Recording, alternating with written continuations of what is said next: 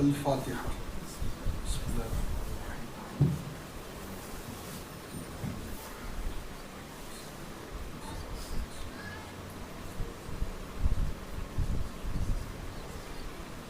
اللہ وملائکتہ یصلون علی النبی یا ایھا الذین آمنوا صلوا علیہ وسلموا تسلیما. اللهم صل علی سیدنا مولانا محمد معدن الجود والکرم منبع العلم والحلم والحکم وعلى آلہ وصحبہ وبارک وسلم. وفوض امری الی اللہ ان اللہ بصیر بالعباد برحمتک یا ارحم الراحمین. لا الہ الا اللہ محمد رسول اللہ. الحمدللہ رب العالمین. الحمدللہ منشی الخلق من عدم ثم الصلاة علی المختار فی القدم والآل والصحب ثم التابعین لهم اہل التقى والنقى والحلم والکرم. اما بعد اعوذ باللہ من الشیطان الرجیم ببرکۃ بسم اللہ الرحمن الرحیم. وَأَمَّا السَّائِلَ فَلَا تَنْهَرْ. صدق اللہ المولانا العظیم. السلام علیکم ورحمۃ اللہ وبرکاتہ. بلند آواز سے درود و سلام پڑھیں. الصلاۃ والسلام علیک یا رسول اللہ. الصلاۃ والسلام علیک یا حبیب اللہ. الصلاۃ والسلام علیک یا نبی اللہ. وعلی آلک وصحابک یا نور اللہ صلی اللہ تعالی علیہ وسلم. تیرا ذرہ مہ کامل ہے یا غوث. تیرا قطرہ یم سائل ہے یا غوث.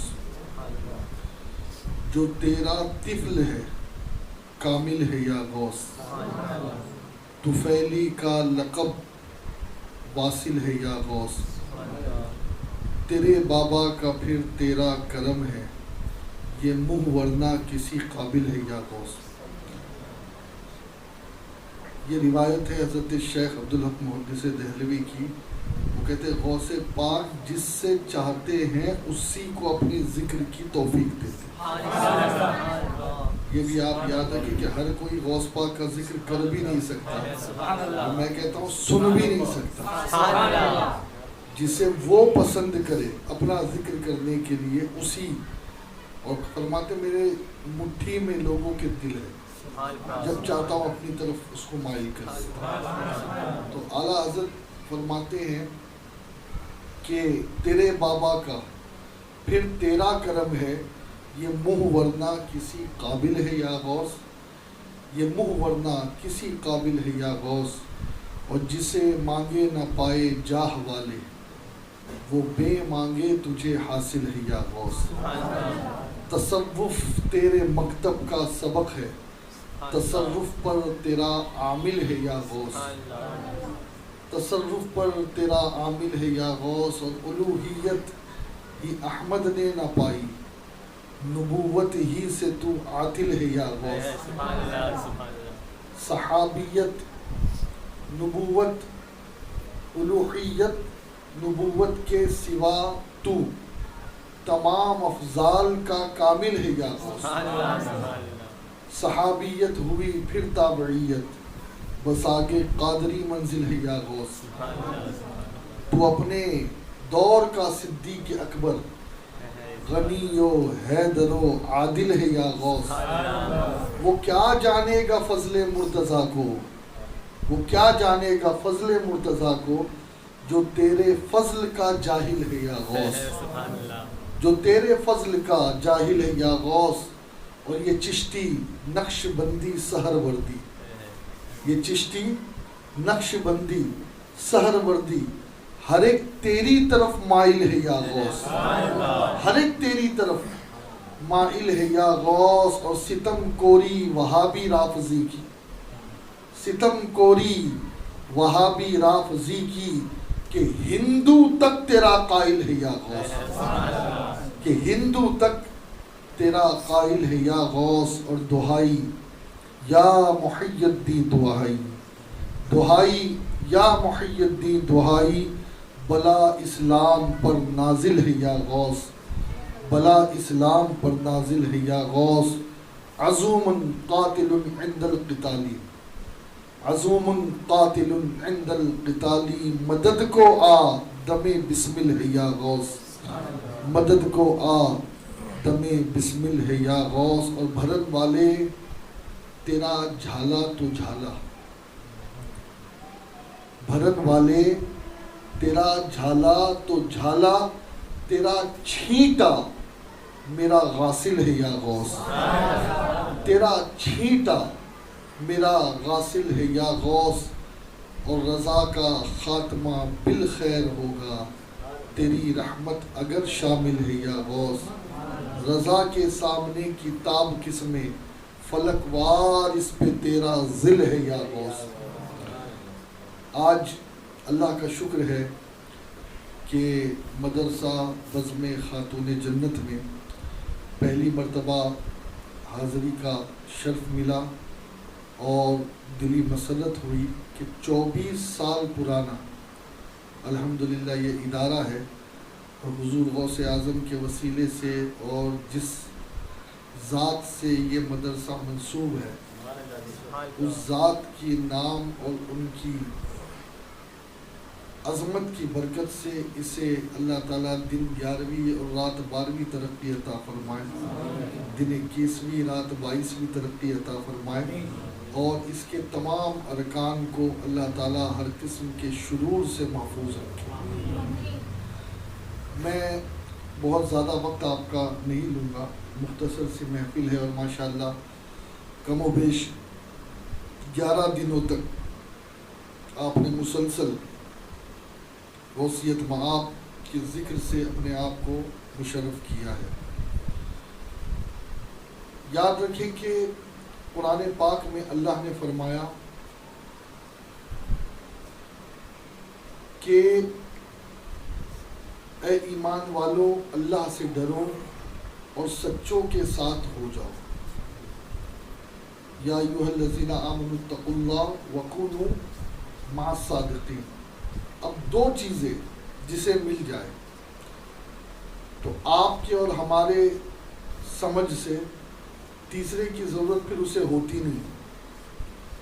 جسے ایمان مل جائے، جس کا ایمان کامل ہو، اور دوسرے نمبر پر جسے تقوی کی دولت مل جائے، جو متقی ہو جائے، اور یہی دو صفات اللہ نے اپنے ولیوں کی بھی بیان کی۔ الذین آمنوا وکانوا یتقون، ولی وہ ہوتا ہے جو ایمان والا ہوتا ہے اور تقوی والا ہوتا ہے۔ تو ایسا لگ رہا ہے کہ اس آیت میں مخاطب ہی ولی ہے،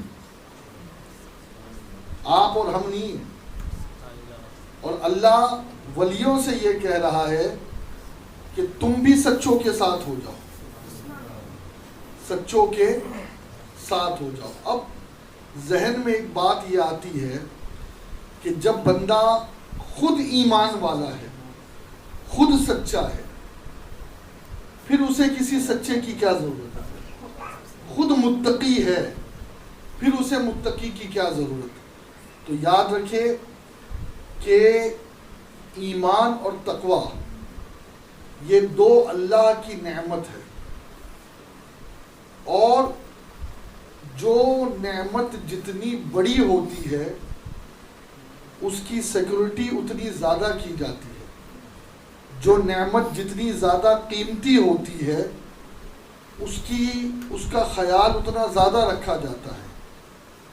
جو پراپرٹی، جو مال بہت کاسٹلی ہوتا ہے تو اس کے لیے، اس کی پریکاشن کے لیے، پروٹیکشن کے لیے، اس کی محافظت کے لیے ویسے ہی سیکورٹی ٹائٹ کی جاتی ہے، زیڈ سیکورٹی لگائی جاتی ہے۔ آپ دیکھتے ہوں گے کچھ لوگوں کو زیڈ سیکورٹی دی جاتی ہے، وجہ کیا ہے کہ وہ آدمی امپورٹنٹ ہے۔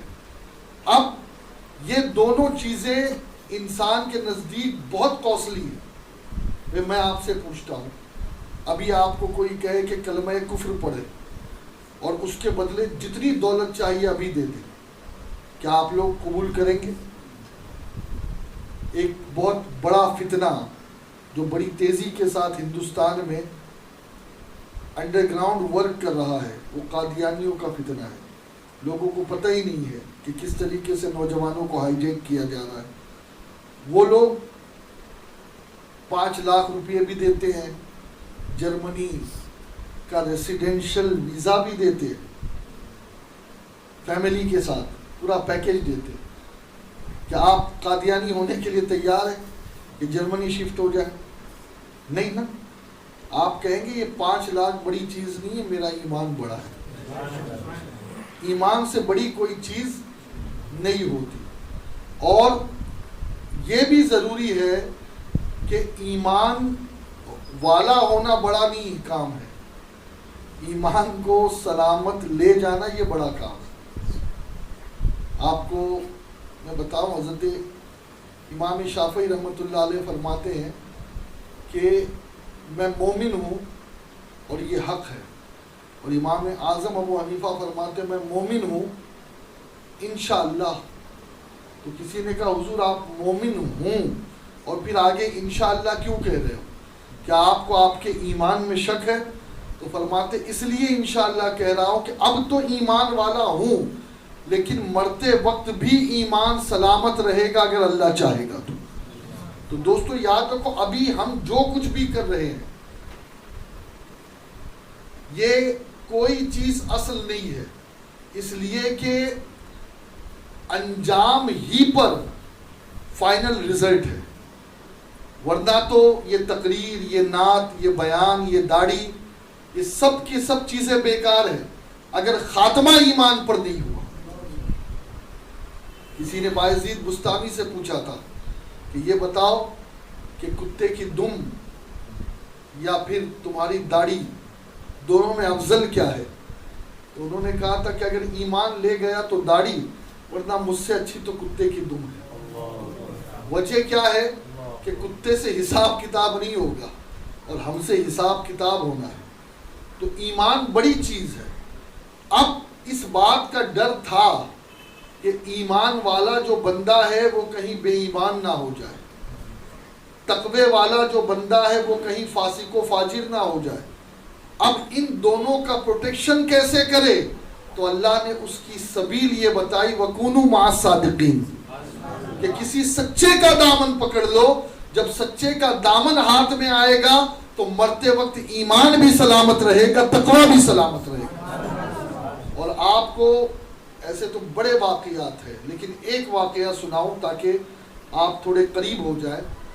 حضرت نجم الدین کبریٰ رضی اللہ تبارک و تعالی عنہ, بہت بڑے عالم دین, بہت بڑے صوفی, بہت بڑے محدث, بہت بڑے مفسر, اور ان کے مرید ہیں حضرت امام فخر الدین رازی رحمۃ اللہ علیہ. اگر آپ نے پڑھا ہو تو آپ کو پتا ہو کہ امام فخر الدین رازی کا وہ مقام ہے, وہ مرتبہ ہے کہ ان کے دور سے لے کے اب تک جس نے تفسیر قرآن لکھنے کے لیے قلم اٹھایا ہے اس سب نے امام رازی کے فیض کو ضرور حاصل کیا. اتنے بڑے محدث, اتنے بڑے محدث, اور 1-2 جلد میں نہیں ہے, آپ کی تفسیر 10 جلدوں میں. اور کیفیت یہ ہے کہ اللہ رب العزت جل شانہ کی وحدانیت پر آپ نے 300 یا 360 دلائل جمع کیے تھے. آج ہم سے کوئی پوچھ لینا اگر ہاتھ پکڑ کر کہ بھئی اللہ ایک ہے دلیل دو, تو ہم ذلیل ہو جائیں گے, اس لیے کہ ہمارے پاس وہ علم ہی نہیں ہے کہ اللہ کی وحدانیت کی دلیل دے سکے. لیکن وہ اتنے بڑے عالم تھے, اتنے بلند پایا کہ آپ نے اپنی زندگی میں الوہیت, اللہ کی وحدانیت پر 360 دلائل جمع کیے تھے. اب آخری وقت آیا, شیطان پہنچ گیا, کسی کو نہیں چھوڑتا.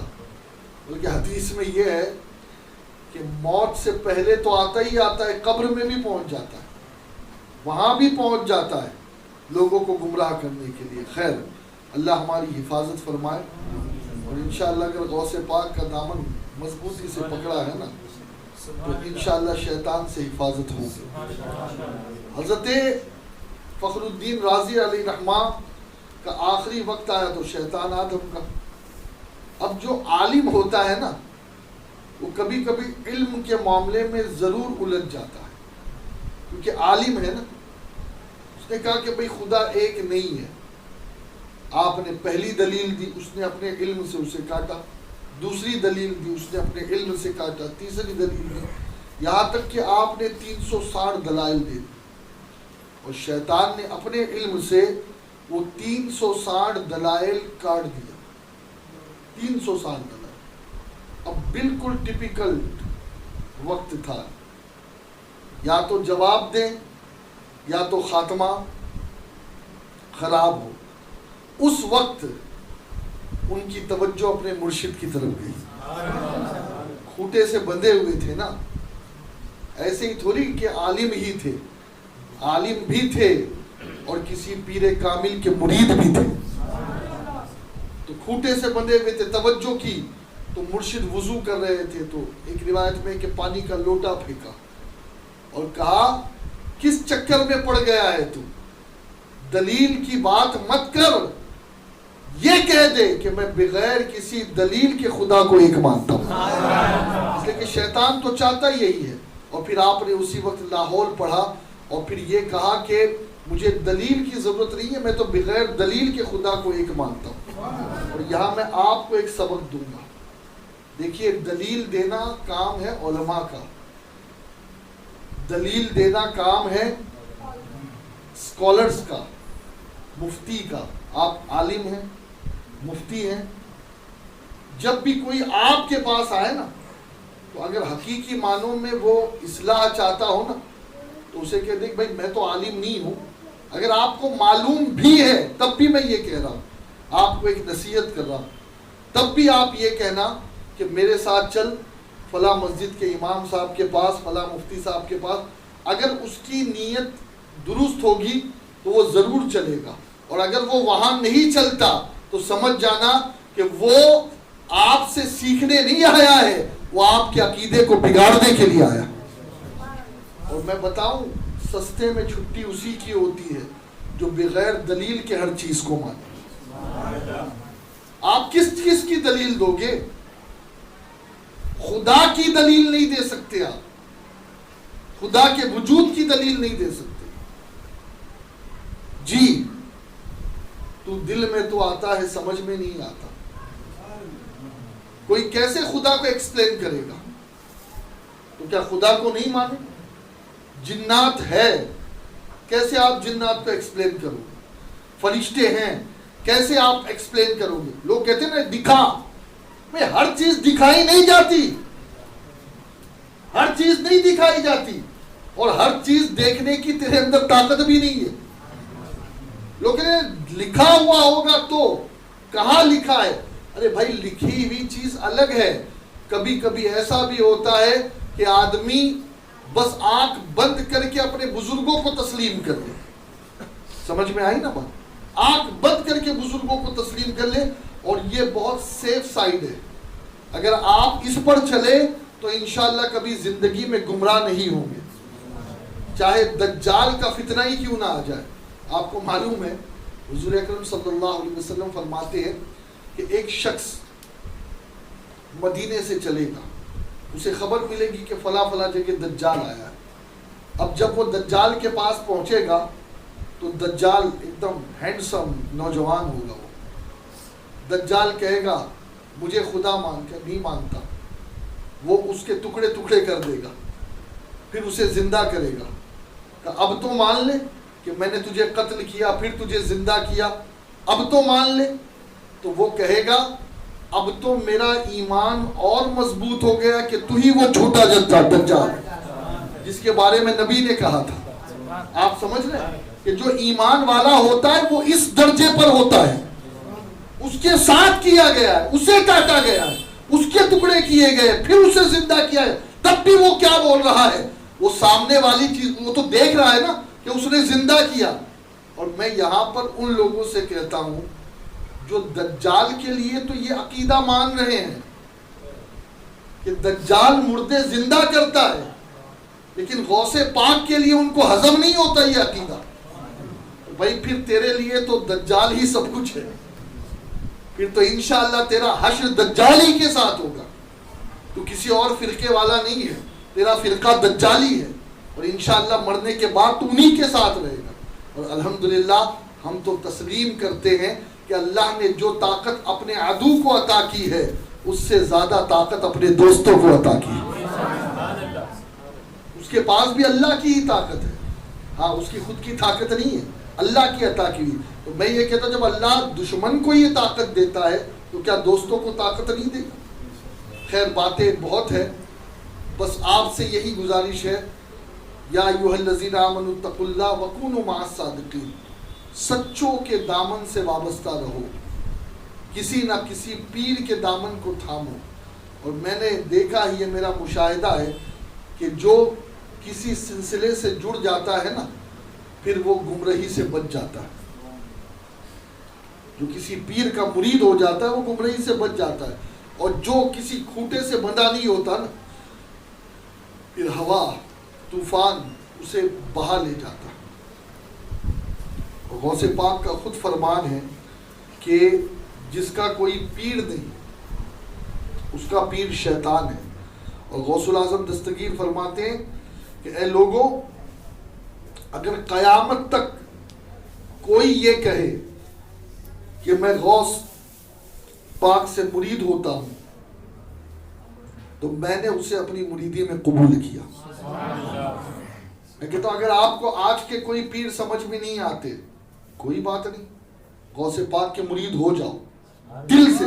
غوث پاک فرماتے میں قبول کرتا ہوں، وہ قادری ہو جائے گا انشاءاللہ، اس لیے کہ غوث پاک کا یہ فرمان ہے. اور ایک دو باتیں بس میں غوث پاک رضی اللہ تعالیٰ عنہ کے حوالے سے عرض کروں کہ دیکھیے یہ جتنے بھی ولی ہیں یہ سب حضور کی سنت کے عامل ہیں. کوئی بھی ولی جاہل نہیں ہوتا، بلکہ غوث پاک فرماتے ہیں کہ میرا کوئی مرید جاہل نہیں ہوتا،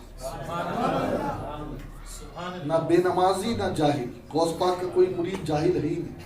جو غوث پاک کا مرید بن گیا وہ عالم بن گیا. ضرورت ہے مرید بننے کی. غوث پاک نے کہا کہ جو میرا مرید ہے وہ جاہل نہیں ہو سکتا. تو حضور اکرم صلی اللہ علیہ وسلم کی سنت پر ہوتے ہیں. جو اولیاء ہوتے ہیں وہ کبھی نبی کی کوئی سنت نہیں چھوڑتے. اور آپ جانتے ہیں کہ حضور کی ایک بہت بڑی سنت یہ ہے کہ حضرت سیدتنا عائشہ صدیقہ بنت صدیق فرماتی ہے کہ جب ماہ رمضان آتا تو حضور کی سخاوت ایسی ہوتی جیسے تیز ہوا چلتی، ایسے حضور سخاوت فرمایا کرتے.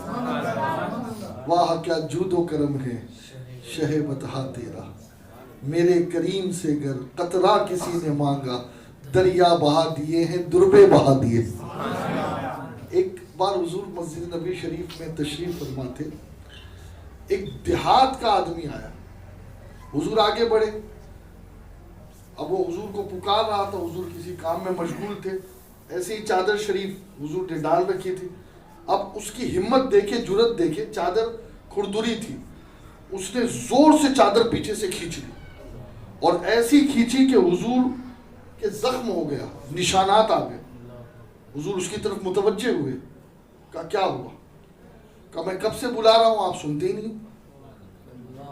دیہات کا آدمی ہے، بھئی دیہات کا آدمی ہے، جیسا آدمی کا کلچر ہوتا ہے ویسے ہی ہوتا ہے. شہر کے آدمیوں کے اندر تھوڑا سا آداب لحاظ بہت تمام چیزیں ہوتی ہیں، وہ دیہاتی ہے. حضور نے کہا کیا کام ہے؟ کہا میں 2 اونٹ لے کر آیا ہوں، اسے بھر دو. حضور نے کہا کیا چاہیے تجھے؟ کہا ایک پہ کھجور ڈال دو اور ایک پر گندم ڈال دو. حضور نے کہا جاؤ، یہ جو مانگتا ہے دو، مجھے جانا ہے. اب جب بھر گیا کہا اور کچھ کہا نہیں بس.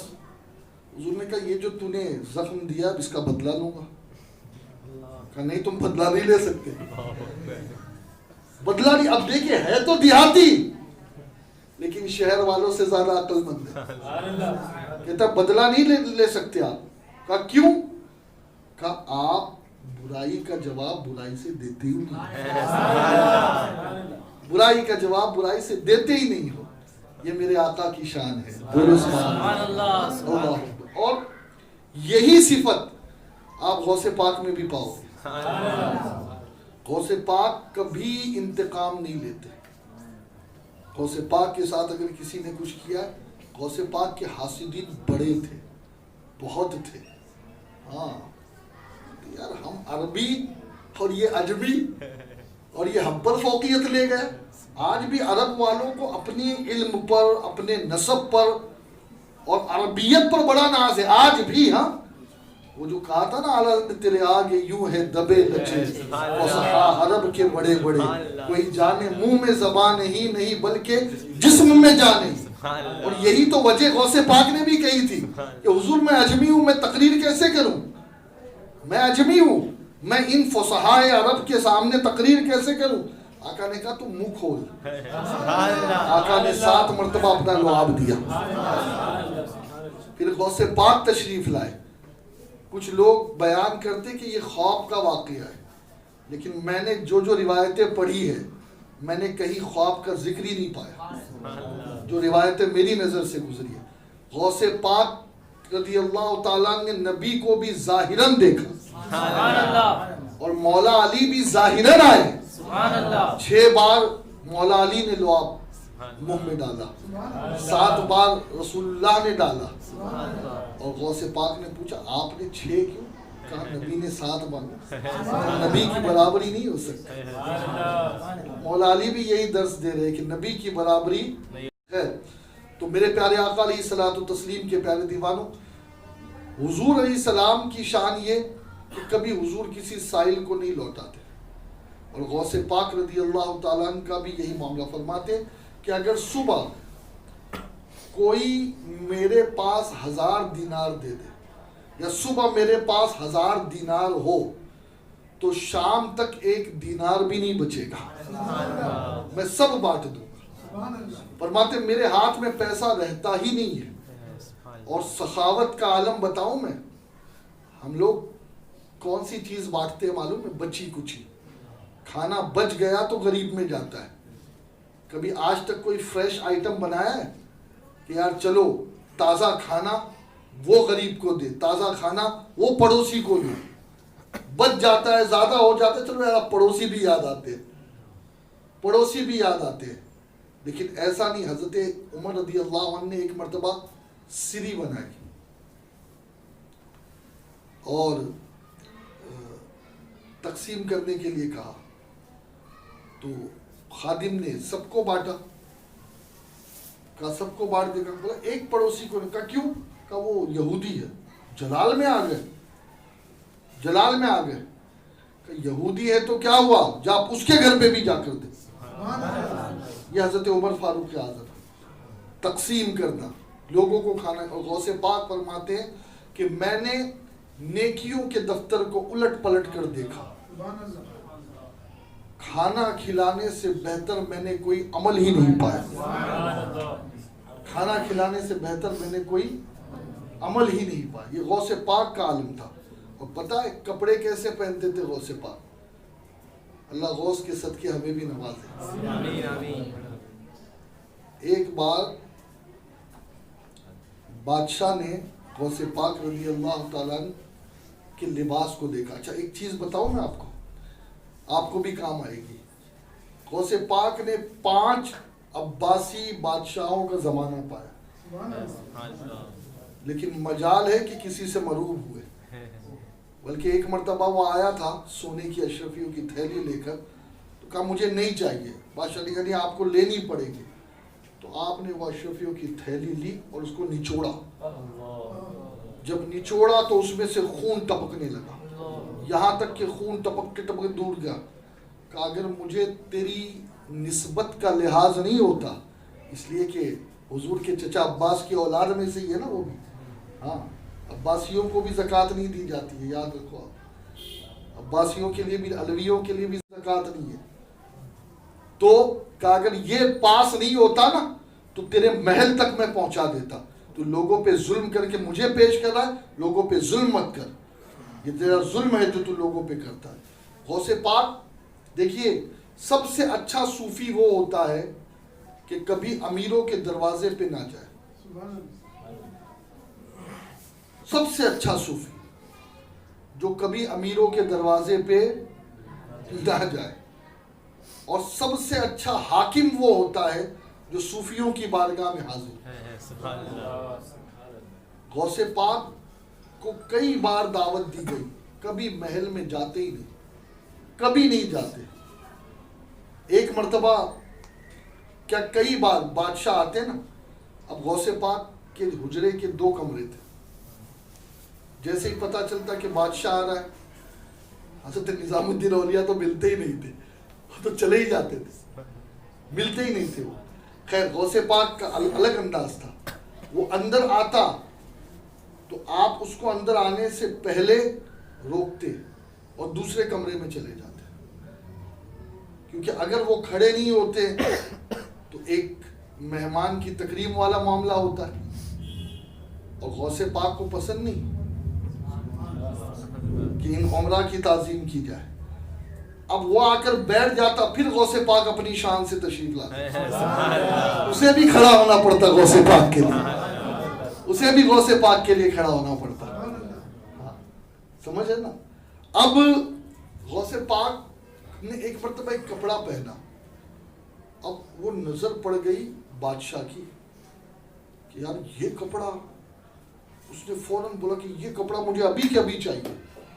وہ مارکیٹ میں گیا تو جو سب سے بغداد کی ٹاپ مارکیٹ تھی نا, ایک دم جو برانڈیڈ آئٹم جہاں ملتے ہیں, وہاں وہ پہنچا.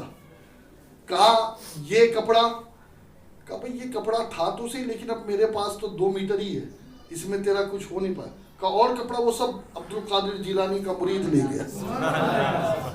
یعنی بادشاہ کو نصیب نہیں ہوتے تھے اس کوالٹی کے کپڑے جو میرے غوث پاک پہنتے تھے. اور الحمدللہ فقیر نے تو غوث اعظم کے تاج کی بھی زیارت کی ہے. اللہ اکبر.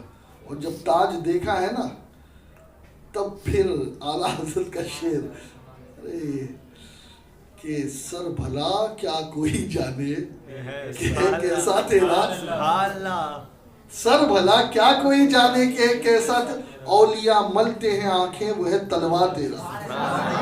تاج کیسا تاج, اللہ اکبر غوث پاک کا. اللہ خیر. تو یہ لیکن اب آپ دیکھیں اچھے کپڑا پہننا یہ اس سنت پہ تو سب ہے, ہاں, لیکن جو اب اصل بات میں بتانے جا رہا ہوں اس پر کوئی ہے. غوث پاک رضی اللہ تعالیٰ جس لباس کو ایک بار پہن لیتے اس لباس کو دوبارہ نہیں پہنتے, بلکہ آپ کا معمول یہ ہوتا کہ ہر نماز کے لیے ایک نیا عمامہ, ایک نیا جبہ, اور نماز سے فارغ ہوئے غریبوں کو دے دیا, چادر دے دی, جبہ دے دیا, عمامہ دے دیا, اور دوبارہ پھر وہ لباس آپ کو نہیں ملتا, پھر آپ نیا لباس پہنتے. یہ آپ کی سخاوت کا عالم تھا. اللہ اکبر کبیرہ. اور بس ایک آخری واقعہ, کیونکہ یہ باتیں اتنی ہیں کہ وقت تنگ ہے. میرے غوث پاک کی اتنی عظیم شان ہے کہ ایک مرتبہ ایک بھوکا حضور غوث پاک کی بارگاہ میں آیا. وہ بھی اپنے وقت کے ولی تھے, بزرگ تھے. غوث پاک رضی اللہ تعالیٰ کے پاس آیا. غوث پاک نے سلام کا جواب دیا. الجونی نام تھا ان کا, الجونی. غوث پاک نے فرمایا کیا بات ہے؟ کہا حضور 3 دن سے گھر میں کچھ پکا نہیں ہے, نہ میں نے کھایا نہ بچوں نے. تو غوث پاک نے کیا فرمایا معلوم ہے؟ فرمایا کہ بھوک اللہ کے خزانوں میں سے خزانہ ہے. یہ ہر کسی کو نہیں ملتا, یہ اللہ کا خزانہ ہے جسے مل جائے.